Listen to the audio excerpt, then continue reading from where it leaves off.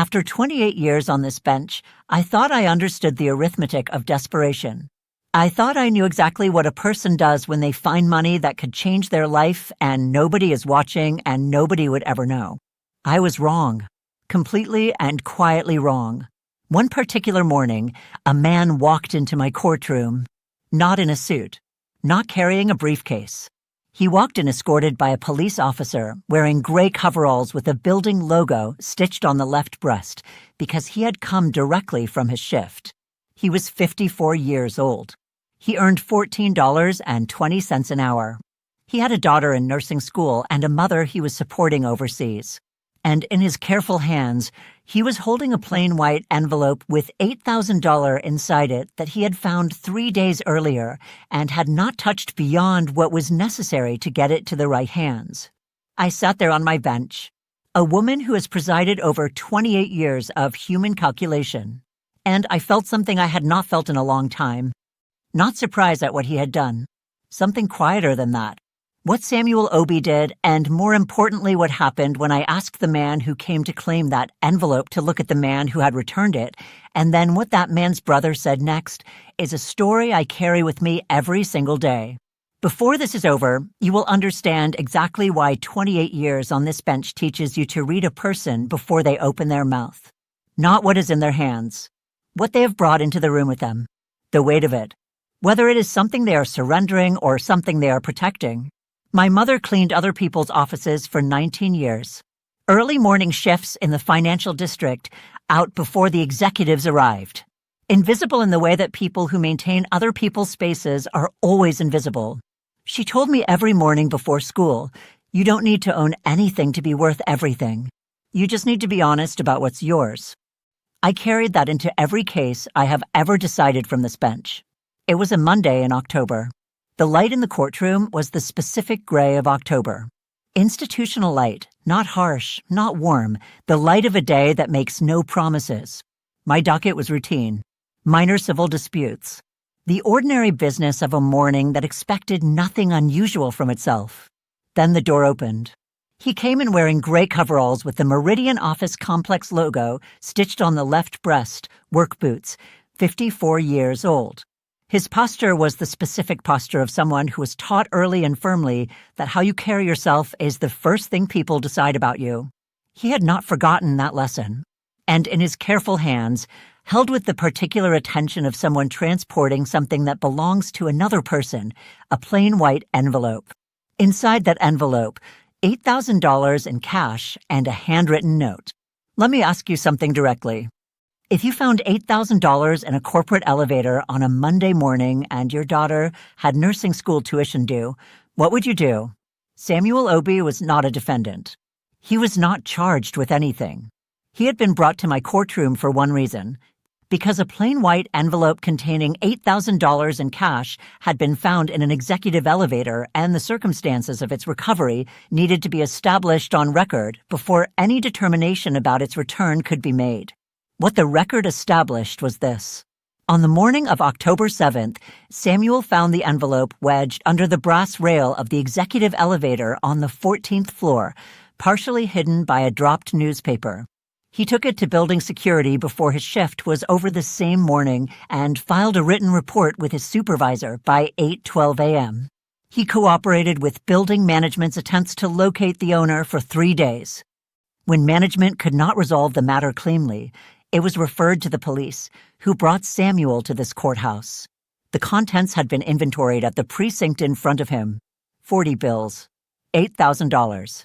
The handwritten note for Marcus, do not deposit, for the supplier undisturbed. The man claiming the envelope arrived shortly after the matter was called forward. His name was Victor Hale, 47 years old, Chief Financial Officer of Hale Mercer Consolidated, the investment firm occupying the 14th floor.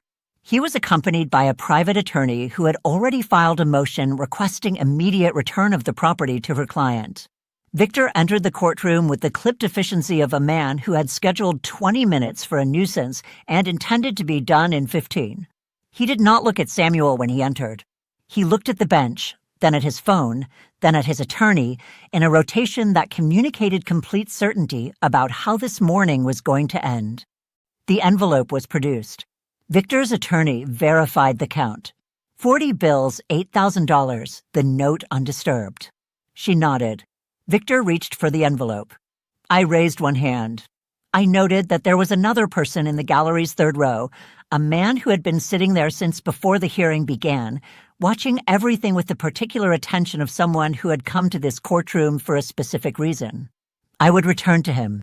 First, I asked Victor whether he had anything he would like to say to the man who had found and returned his envelope. Victor Hale looked at Samuel Obie for the first time since entering the room. Then he said, I appreciate that he turned it in. That's what you're supposed to do. The gallery went very still. Not the gasping stillness of shock. Something quieter. The stillness of a room that has just heard something technically correct and entirely insufficient and knows collectively that it knows the difference. Victor's attorney reached again for the envelope. I did not move it. I said, Mr. Hale, what you are describing is the minimum. I am not asking whether Mr. Obie did what was required. I am asking whether you have something you would like to say to a man who earns $14.20 an hour, who has a daughter in nursing school and a mother he supports, who found $8,000 in cash in an executive elevator and took it to building security before his shift was over and filed a written report and cooperated with this process for 3 days. I am asking whether you would like to say something to that specific man about that specific choice. Victor's expression tightened. He said he had already said he appreciated it. He said it twice now. He would like his property returned. I want to be precise about what Victor Hale was in that moment. He was not cruel. He was not performing contempt. What he was doing was something more specifically difficult to name. He simply did not have the category, the concept that Samuel's act had cost him something, that it had required something. That concept was operationally absent. Not suppressed. Absent. The gallery understood this. The room held it. I was about to speak again when there was movement in the third row. Marcus Hale stood. The courtroom turned toward him the way rooms turn when something unexpected happens that everyone immediately understands is significant. Not with noise, but with the collective reorientation of attention. He was 41 years old, dressed in plain clothes, no attorney beside him, nothing that announced any particular institutional role. He had been in the third row since before the hearing began. He had not spoken.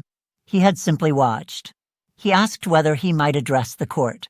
I looked at Victor's attorney. She looked at Victor. Victor looked at Marcus with the specific expression of a man watching a situation he believed was entirely contained begin to open from the inside. I said, please proceed, Mr. Hale. Marcus spoke without notes and without the rehearsed quality of someone who has prepared remarks.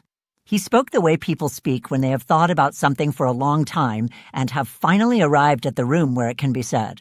He told the court that the envelope was not a company matter. It was a personal arrangement between his brother and a supplier that Marcus had been asked to participate in and had refused. He told the court that the handwritten note inside the envelope was addressed to him because Victor had intended for Marcus to be the one to deliver the cash. Marcus had not agreed to this. He had not known Victor had prepared the envelope. He had not known Victor had lost it. He said, I came here today because I needed someone with authority to know what this envelope represents, and I needed to say it in front of my brother and on the record. The courtroom was completely still. Victor's attorney was on her feet. Victor's face had the expression of someone watching a door he thought was locked open from the inside, not with violence, but with the quiet, irrevocable motion of something that cannot be undone. I said, Mr. Hale, I want you to understand something.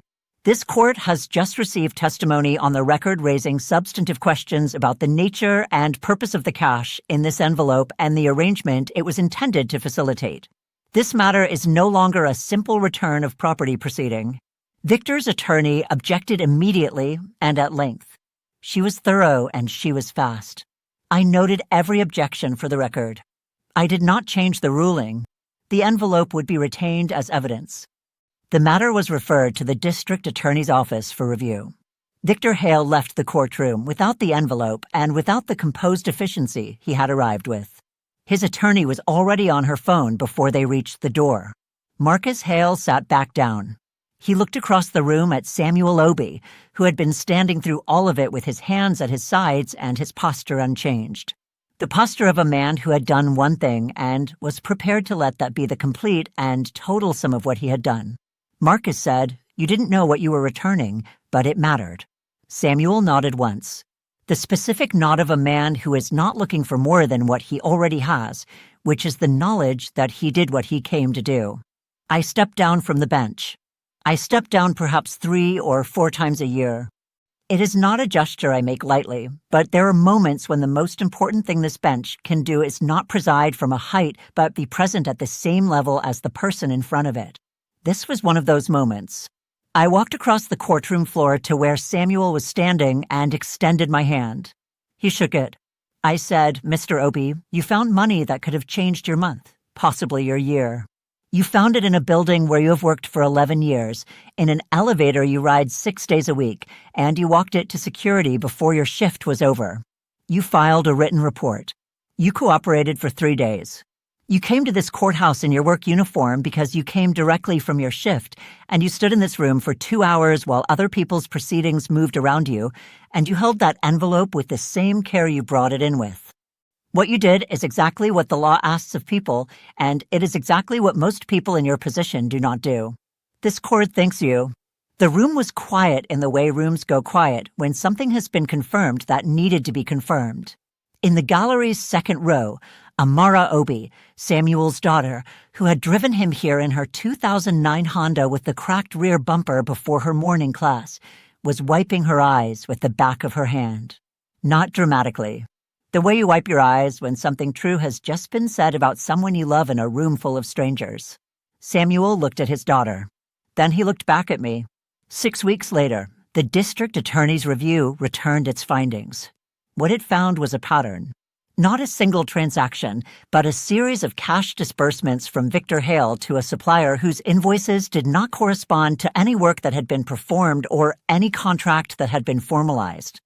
The pattern was consistent with off-book financial arrangements investigated for tax fraud and potentially bribery. Marcus Hale cooperated fully with investigators. The matter was referred to the state's Financial Crimes Unit. Victor's attorney negotiated a settlement that included significant financial penalties, cooperation with the ongoing investigation, and Victor's resignation from Hale Mercer Consolidated. No criminal charges were ultimately filed against Victor. The broader investigation of the supplier arrangement implicated 2 other companies and resulted in 1 separate criminal prosecution. Samuel Obi's building security report, filed at 8:12 a.m. on the morning of October 7th, before anyone knew what the envelope contained, became key documentation in the timeline. The investigators needed to establish precisely when the cash had gone missing and who had known it was gone. Samuel's report, filed before Victor even knew the envelope had been found, anchored the entire sequence. A janitor's early morning honesty had become the fixed point around which a financial crimes timeline was organized. For months after the hearing, Amara Obi passed her nursing licensure examination. Samuel attended the pinning ceremony the following month in a suit he had owned for 12 years, pressed the night before. It arrived the way the things you work for always arrive. Not dramatically, not with fanfare, but on an ordinary day in February when your daughter walks across a stage and her name is called and you are sitting in the 3rd row in a pressed suit holding a program you have already read twice because you arrived early and there was nothing else to do with your hands while you waited. 6 months after the hearing, a card arrived at the courthouse addressed to me. The envelope had been addressed carefully with the deliberate handwriting of someone who takes their time with words because they mean the words they are writing. Inside it said, "Dear Judge, my name is Amara Obi. My father found an envelope and did what his mother taught him to do. My grandmother used to say, 'A clean hand is lighter than a heavy pocket.' He never forgot that. He wanted me to tell you. Amara Obi, RN." I read it at my desk on a Wednesday morning before the docket began. I read it twice, then I set it down and sat with it for a moment. I keep it in the top drawer of my desk next to a photograph of my mother standing on the sidewalk outside the office building where she worked the longest. On her last day, not performing anything, just standing the way she always stood, with the quiet dignity of someone who never needed the building to know her name in order to know her own. She told me every morning before school, "You don't need to own anything to be worth everything. You just need to be honest about what's yours." A clean hand is lighter than a heavy pocket. Two women who never met, 2 generations apart, teaching the same lesson from the same place, not from wealth or power or institutional authority. From the specific knowledge of someone who has worked in other people's buildings and understood that what you carry out of those buildings at the end of the day is the only thing that is truly yours. Samuel Obi carried nothing out of that elevator on the morning of October 7th except his integrity. He has always carried that. He carried it through 11 years of 5 a.m. starts on 17 floors. He carried it into a courthouse in his work uniform. He carried it while a man in a suit looked at him for the first time and said that returning it was what you were supposed to do. That is what this bench is for. Not to adjudicate the obvious, but to make visible what is already true. Victor Hale said that returning it was what you were supposed to do. He was right that it was the right thing. He was wrong that it was the minimum. There is no minimum version of finding $8,000 in cash when your daughter's tuition is due and walking it to security before your shift ends. Marcus Hale stood up in a courtroom and said on the public record what he had already refused to do in private. Samuel's act made that possible, not because Samuel planned it, but because integrity has a way of creating conditions that calculation cannot anticipate. A clean hand is lighter than a heavy pocket. Samuel Obi has always known this. His grandmother knew it before him. His daughter will carry it forward. Amara Obi, RN. Her father in a pressed 12-year-old suit in the 3rd row. Still here.